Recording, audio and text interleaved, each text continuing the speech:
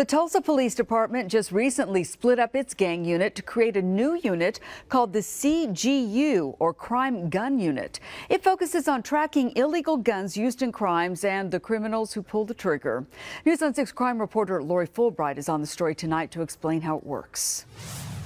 Technology has gotten so much better that once they find a shell casing at a scene, they can match it to a gun. Once they have that gun, it's just a matter of tracking down who fired it. =NIBIN is a national database of digital images of spent bullet and cartridge cases found at crime scenes.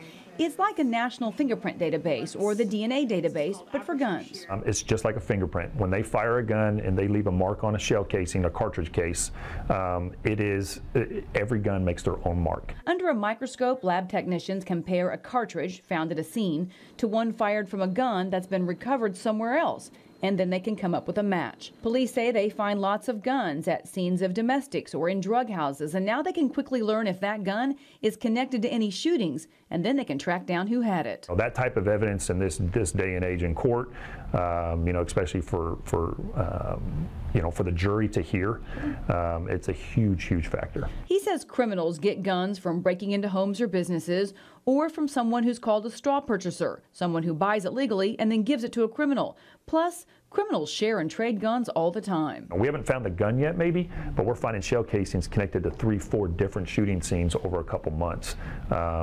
We start looking at the reports, and you've got different suspect descriptions and things like that, and it's because these guns get passed around, traded for dope, sold for money, etc. So the whole goal of this unit, of course, is to get guns out of the hands of criminals and hopefully cut down on some of these violent crimes. On the scene, on the story in Tulsa, Lori Fulbright, News on 6.